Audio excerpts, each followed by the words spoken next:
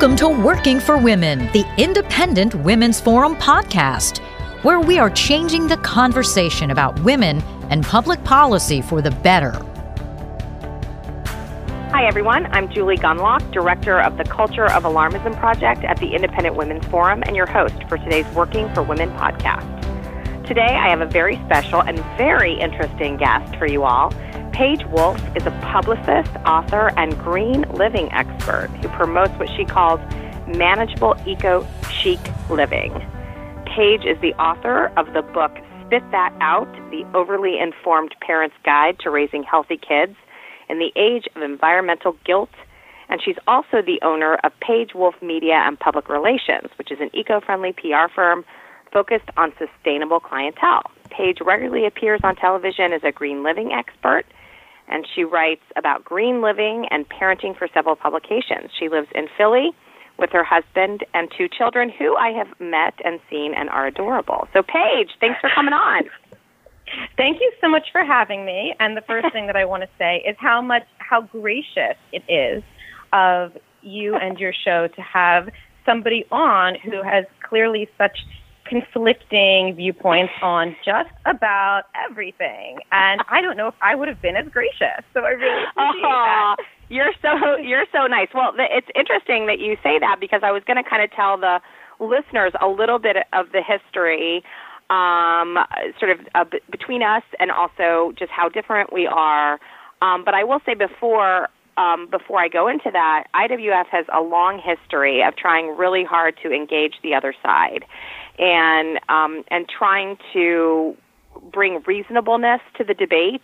I think also our message and our tone is always one of compassion, that we want people to understand that while we may not agree with them, we try not to demonize the other side. I think that we may not agree with some women on certain policy issues, but we try to understand the points that they're making and not demonize them. And frankly, after meeting you, I think you do the same. So let me give the listeners just a quick overview.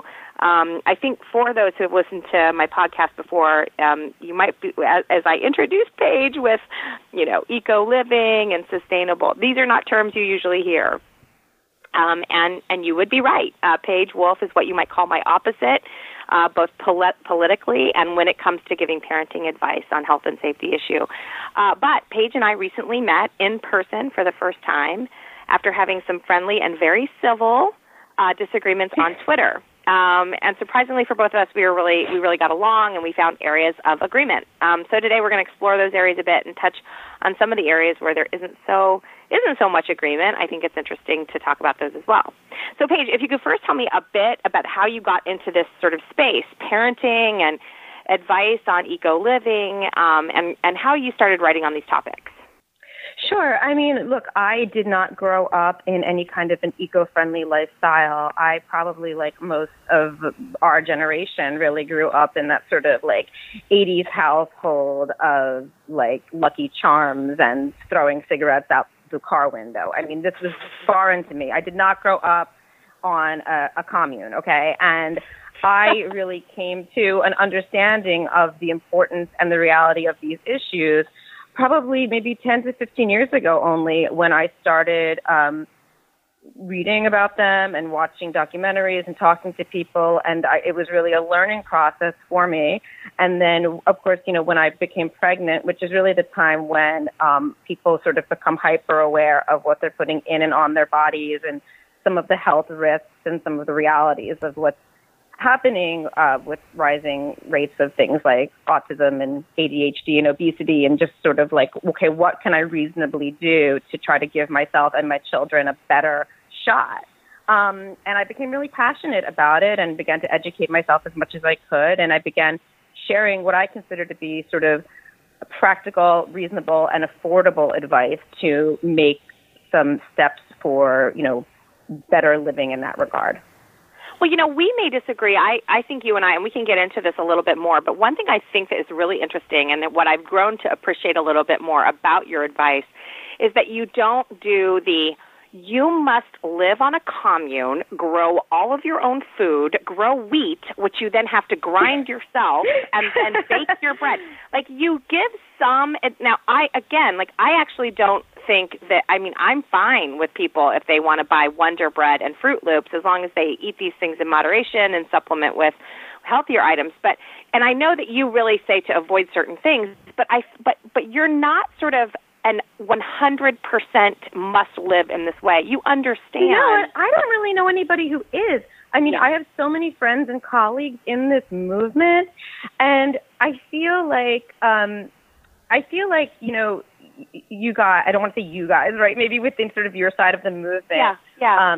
You think that people, these moms and of course, our bloggers and people who are out there that were concerned about the impact of chemicals on our kids, that were like downers and elitists and neurotics, but that's not me, and it's not the people that I know, and it's not about being nervous or worried per se. It's about taking the power into our own hands and not necessarily trusting corporations or government agencies to tell us what's safe, but to do the research on our own and take common sense steps to avoid what I consider to be unnecessary toxic exposures.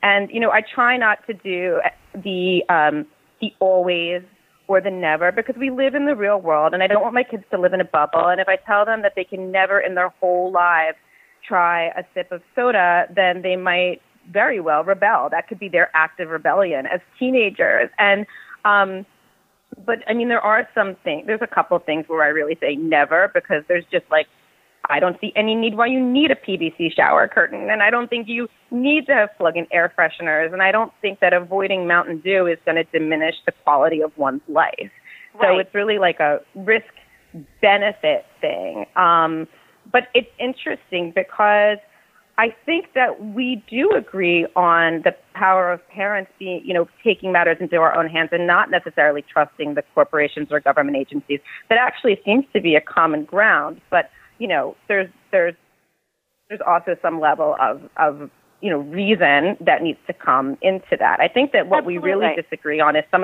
I think we disagree on the accuracy of some of the science. We disagree on some of the studies, and we disagree on how to relay that information. Yeah, I agree. And one thing I think that is very interesting and very important to point out is that Paige and I definitely agree on the power of parents. You mentioned that, you use that phrase, the power of parenting. And what frustrates me a lot is that, for instance, in the school lunch program, you and I may agree on certain things or disagree on what is being served and, if the food is nutritious enough. But what we do agree on is that it's too bad that so many kids are, I suspect we agree on, is that so many kids are eating the school lunch program, because I feel like parents should really be in charge of their child's nutrition. And every time I see these articles which say, don't feed your kids this or don't feed your kids that, there is some conflict for me, because on the one hand, I hate this idea of your kid's going to keel over and die if they have a sip of Mountain Dew, but I do like the idea of parents being more involved. And if you look at the research on childhood obesity, there's really only one factor that keeps kids at a healthy weight, and that is the increase. As parental involvement increases in nutrition, as parents cook more for their kids, sit down to dinner with their kids, and really practice strong parenting habits, their kids generally stay at a healthy weight. And there are exceptions, but I think one thing that I always applaud, I actually just wrote an op-ed criticizing the New York State PTA for trying to pass a resolution that would ban GMO ingredients in school lunches. Because, first of all, I don't agree on the science. I think that GMOs are completely safe. But I also think that this kind of thing sends a message. But it's interesting. The very first line of my article says, "I'm thrilled that these parents are more interested in what their kids are being served at school. I just don't agree with this particular message." So I think you too would agree. The message needs to be get involved. Get involved with your kids. Yeah, I do, but I disagree about the danger of GMOs, right? And we could get into, I don't know if we need to get into the science of all of this. Do you want to? Sure. So my personal take on GMOs, and let me preface this: I am not a scientist. I don't. Neither am I. You are either. Okay, so this right, is from. I'm not either. But we have friends and colleagues who are, right. So I what I try to do is glean the best information that I can from it. So my take on GMOs is sort of it's risk benefit, right? And I think that the study on GMOs themselves. I've seen enough that gives me pause, and I do believe in the precautionary principle. That's not to say that I won't go that if Paige, I go out to dinner with my family. Can you explain the precautionary principle? Because I don't think people know. Sure. It's just sort of saying, like, until something is proven safe, or if I have concerns about the safety of something, to sort of avoid it if I reasonably can, right? So, like, for me, it's better safe than sorry. Yeah. Better. Thank you for putting it into more understandable words. Better safe than sorry. Better safe than sorry. And better safe than sorry in the fact that what I do know to be true about GMOs is that in most cases the use of having these crops that are resistant to pesticides leads to the increase of more pesticides. And what I do know to be true. Okay, go ahead. No, go ahead. Well, I do want. And my concern is about My concern is about pesticides, right? And what's been scientifically proven in peer-reviewed studies to show that pesticides increases risk not to just the people who are eating it, but to the workers, the farmers, and to the planet.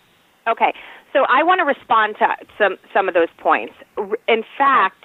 Pesticide use goes down with GMO use because what happens with GMOs is they are able to put essentially a pesticide into the genetic code of the seed. So if an animal eats the seed, they keel over and die. Or it requires, now there are GMOs seeds that are herbicide resistant, so when they spray the field. But I want to be very clear to people. When they spray glyphosate, for instance, which is the most commonly used herbicide, okay, Mm-hmm. it's the active ingredient in Roundup. They use a soda can, so we're talking 8-ounce soda can, for an entire football field worth, because when you see the pictures of the spraying of the field, they take a soda can amount of glyphosate and dump it into gallons of water. So most of what you're seeing is water. So I just want to make clear that actually the data shows that pesticide use actually goes down with GMO. The other thing I want to make clear is... Okay, well, that's... All right, we'll get to that. Okay, go ahead. I also want to make sure that you are mentioning that about the safety. Okay, there are the safety of GMOs. There have been over 2,000 studies, and I'll let you respond. There have been over 2,000 studies that have certified the safety of GMOs. And now we need to be clear. I'm going to list the organizations that have certified GMOs as safe. FDA, USDA, the American Association for the Advancement of Science, the American Medical Association, the National Academy of Sciences, the World Health Organization, the French Academy of Science, the Food Standards Agency of Australia and New Zealand, the Union of German Academics of Science and Humanities, the European Commission, the Royal Society of Medicine in Great Britain, and the Academy of Sciences in Brazil, China, India, and Mexico. I mean, we are not talking about just studies. We are talking about major academic and scientific organizations that have certified. Now, the response when I give that list is usually, but GMOs are banned in Europe. But the reason GMOs are banned in Europe, and we've seen it here in the United States, is often science can say one thing and politicians do entirely another thing. So I just want to make clear, and it's fine that now there are studies out there that show harm associated with GMOs. Those studies are not peer-reviewed because, like with the Cirolini study, the famous Cirolini study, he did not give his methodologies. He would not give his methodology, so it has not been replicated, which is, this is sort of a standard in the scientific method. Secondly, with GMOs, and I don't mean to play gotcha here, but I think it's important to understand that there is a weight of evidence. There is like an overwhelming weight of evidence that they are safe. And getting back to the parents' issue, if you looked at the resolution for the New York PTA, they didn't say any of this stuff. And so, Paige, you're very good about like kind of calming everyone down and having a reasonable voice. It's like people can make their own decisions, but if we're going to say, like, all these organizations say GMOs are dangerous, and I understand the precautionary principle, because the idea is, well, eventually there'll be a scientific study that comes out, right? So that says that. But I mean, we can't operate that way. We have to sort of. Well, okay.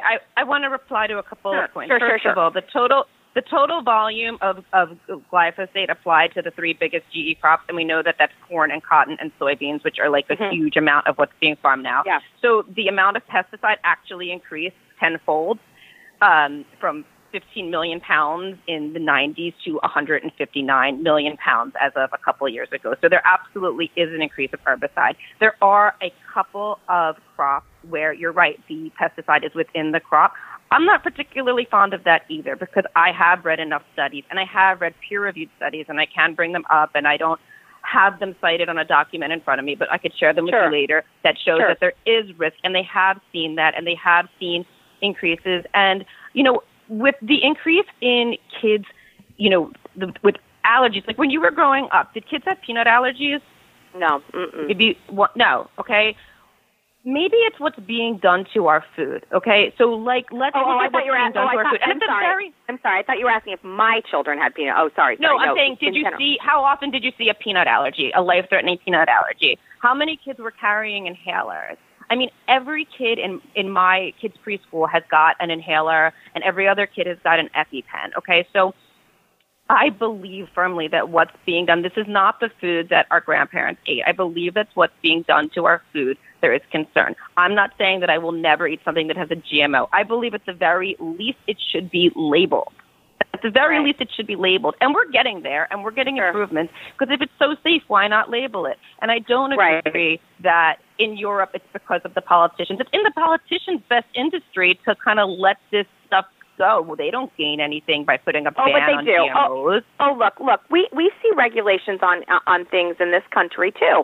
I mean, they have the American Medical Association, the USDA, the FDA have all approved GMOs, okay? Not even, I mean, Michelle Obama's school lunch program reforms didn't even say a dang thing about GMOs, okay? So everybody she was just trying to get but back to the major scientific organizations that have certified GMO technology as for use, and not only that, I mean, they recently did a study of over 29 years of data analysis on animals that have received GMO feed, and there has not been one abnormal animal sort of reaction, no sickness. These are like a trillion animals. Yes, there absolutely have. I will tell you, there is a significant body of evidence showing that pesticide use has reduced by 37%, and this was in a study published in PLOS ONE.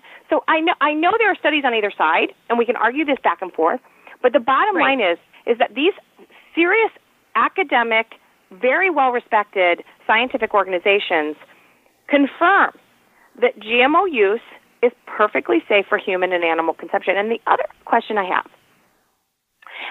but then politics, and look, we've seen it here in the United States. We now have to label GMOs, even though there is not one nutritional difference between GMOs aren't an ingredient, right? So they're not actually like you put something, you're like putting something in.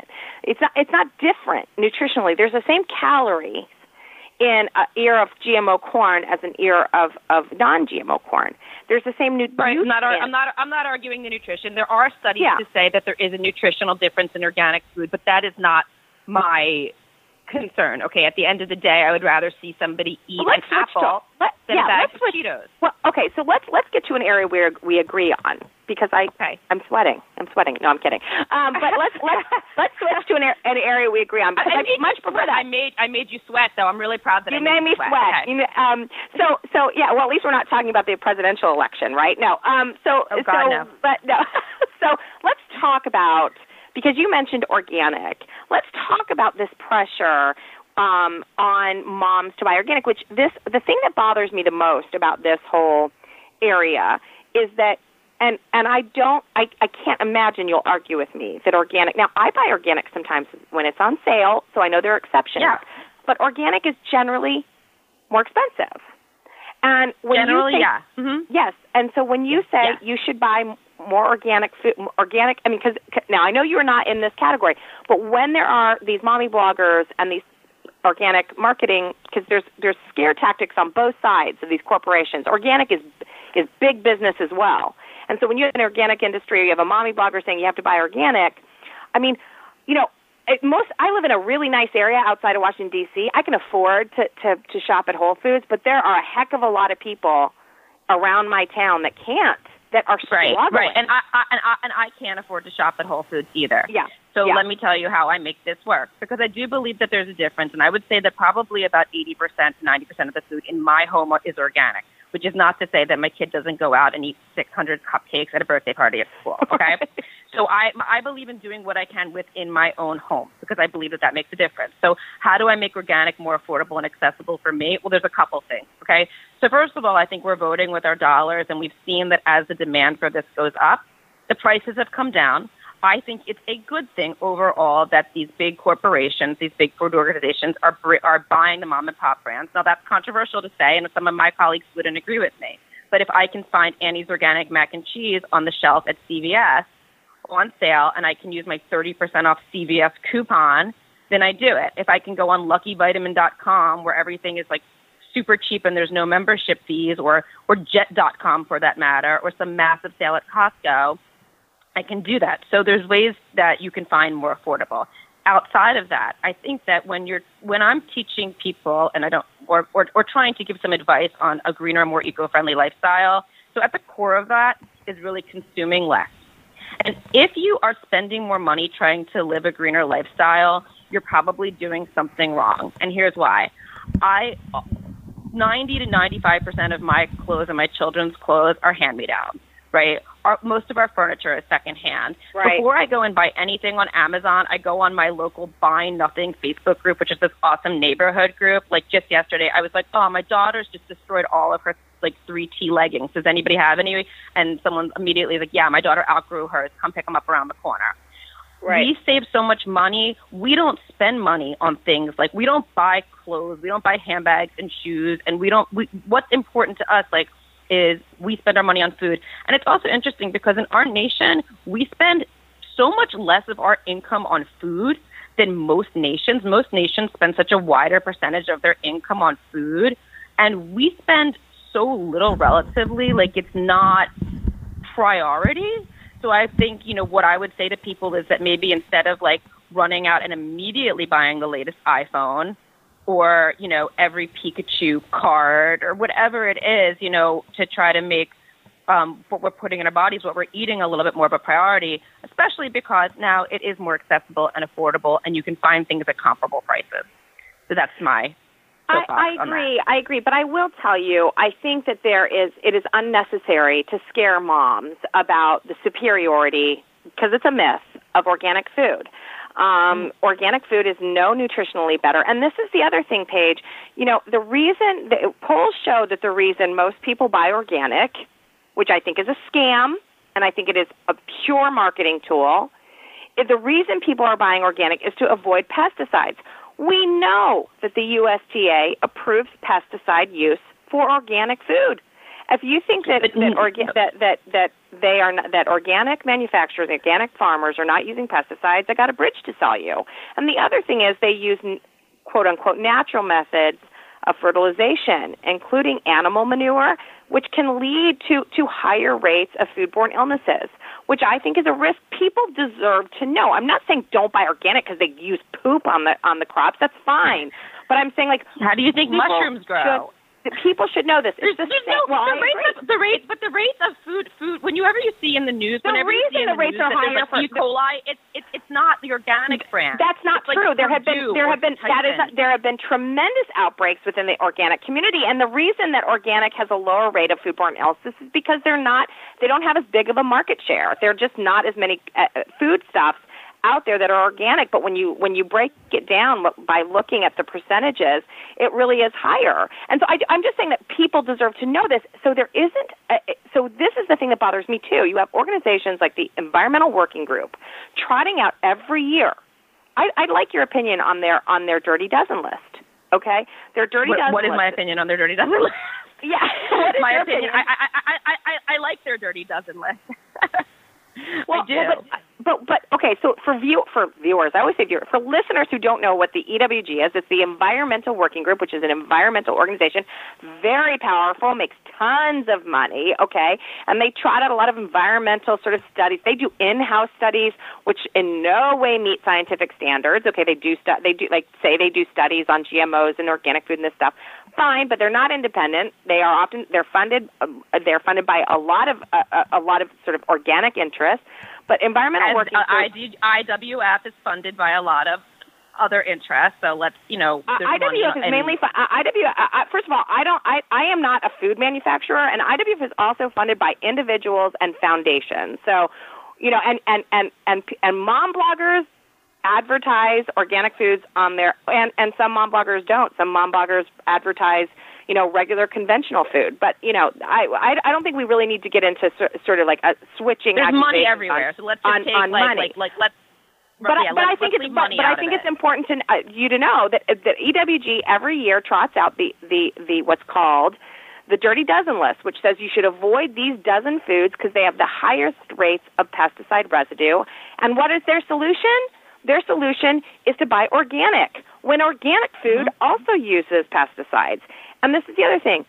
When it bothers me tremendously when you say pesticide residue, like this is terrifying, because for my child to reach the EPA's level of pesticide exposure, they'd have to eat. I mentioned this to you when we met. They'd have to eat 1,500 strawberries. Why in the world? But a strawberry is the only way that those strawberries the only way that persistent pesticides and other persistent chemicals are getting into their bodies? No, it's not just the shampoo. It's not just the strawberries. Okay, it's not just the shoelace that they're chewing on. This stuff is cumulative. Okay, no. There's so much stuff. So if we can avoid some of it, this stuff is cumulative in our bodies. They did tests this show, and these are real tests. When people stopped eating, when people changed to an organic diet, the amount of these things in their bodies, in their systems, completely went down. And we can even go to endocrine disruption. So how come the Endocrine Society, which is the biggest global membership organization of endocrinologists, which has been taken over by activist scientists who are very loud. The Endocrine Society, in large part, doesn't agree with a lot of the things coming out from these activist scientists. And I actually wrote an op-ed recently about activist scientists taking over these professional associations, taking over these societies, and it's a real problem within the scientific community. What do they have to gain? What do they have to gain by recommending that we invoke the precautionary principle? Tons of money. Because at the end of these studies, these activist studies that they put out, or that they publish in these predatory, about these predatory journals where they will print anything for money. Recently, have you heard of Adam Ruins Everything? Adam Ruins Everything. No. Hilarious show, right? Where he actually submitted the script of his show to a predatory scientific journal. Okay, it looks like a predatory journal. It looks like a scientific journal, but it's called one of these predatory journals because if you give them $1,500, they'll print anything. And so a lot of these activist scientists are printing things in not so reputable scientific journals. So look, I have so many peer-reviewed studies. I could probably send you they're not. Why you're laughing? They're not peer-reviewed studies. They're not by doctors. They're not by scientists. I think there are a lot of studies that look like studies that aren't studies. So how come why are your studies better than my studies? I know. Really. You're absolutely right, Paige. You're absolutely right. This is the big problem in science now. That I think two moms who love their kids and want the best for their kids, and it's very, very hard to figure out what's true and what's not true. And part of it is because, for instance, the Breast Cancer Fund, puts out this study saying that kids are being poisoned by canned foods, BPA in canned foods. So what they did is they took the cans and they sent it out to a lab, and sure enough, it showed that BPA had leached into this canned food, It is hundreds of thousands of milligrams below what the EPA has set as the allowable amount of this chemical to be in your body. Now, we're not the food babe. I know you're not the food babe who says, There is no. I mean, water is chemicals. Cantaloupe has chemicals. Everything has chemicals in it, right? Yeah. I know you're not like I say that right? in my book. Water is a chemical. Right. Yeah.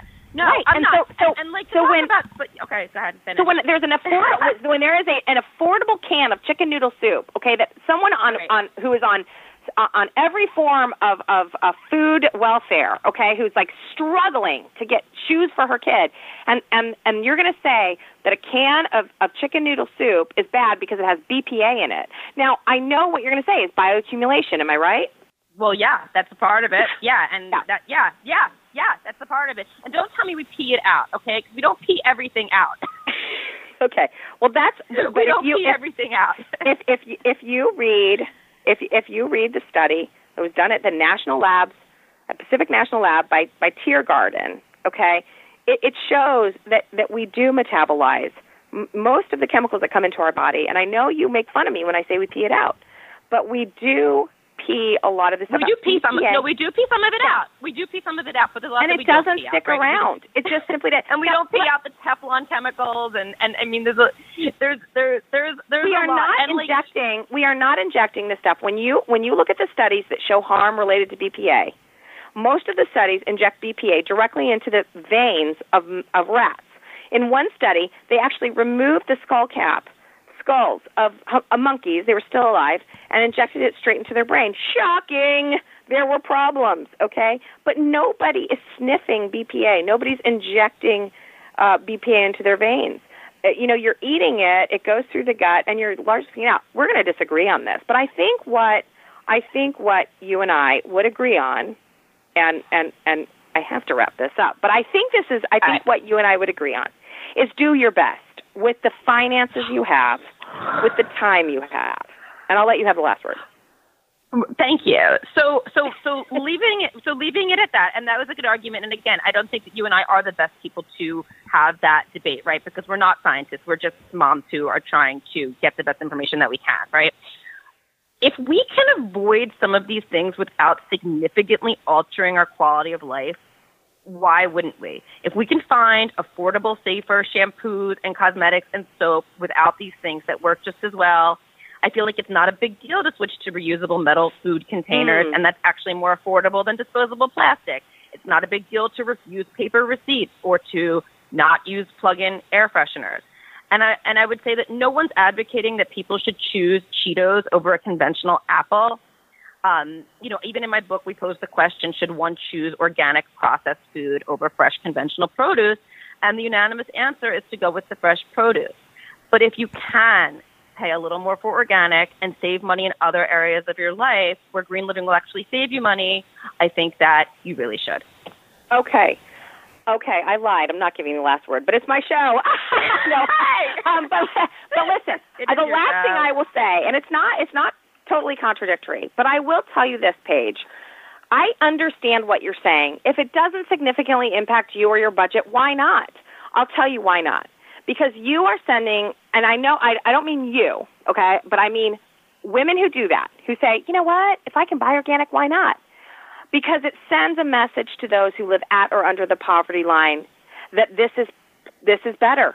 There is a such thing as aspirational shopping, and an awful lot of people who do not have the money to buy these so-called better products try hard. They sacrifice other things, their own savings, to sort of live the way that. I don't think this is an exaggeration. White, wealthy, very easy living women shop.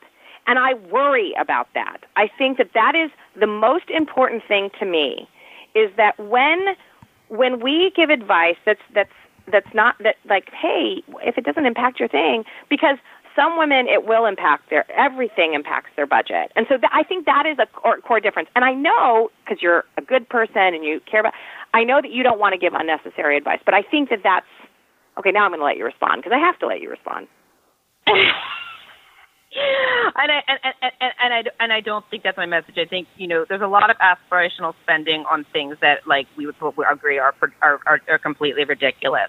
But the reason that I'm doing the work that I'm doing, and I'm asking people to vote with their dollars, is because it is making a difference, and it's making this stuff more accessible and affordable. I keep using the example of, like, the corner stores now that sell the Annie's organic and at basically the same price as the craft, and again, I'm not telling anybody to forego the apples for the Cheetos. I mean, we're on the same page with this. We just trying to make this stuff, break this stuff down, and we don't want anyone to have a nervous breakdown over it. Well, listen, I want to thank Paige, for coming on. I know that it's always kind of tough to debate these issues, and these are big issues and big emotional issues. And I hope that people who are listening to this, take my – no, I'm kidding. I hope people that listen to this get a good sense that, look, we may differ on some of these issues, but ultimately we care about our kids. And I think Paige and I, again, I want to say we differ on a lot of things, but we agree that you should do the best you can with the money you have and try not to get too nervous about these food decisions. So listen, again, Paige, thank you for coming on. Her book is Paige, Spit That Out or Spit It Out? Spit That Out. Spit That Out. Spit That Out. It's available on Amazon. And again, Paige, thanks for coming on. This has been another edition of the Working for Women podcast. Thanks for tuning in. If you enjoyed listening to this podcast, please give it a thumbs up, share it on social media, or stop by IWF.org for similar content.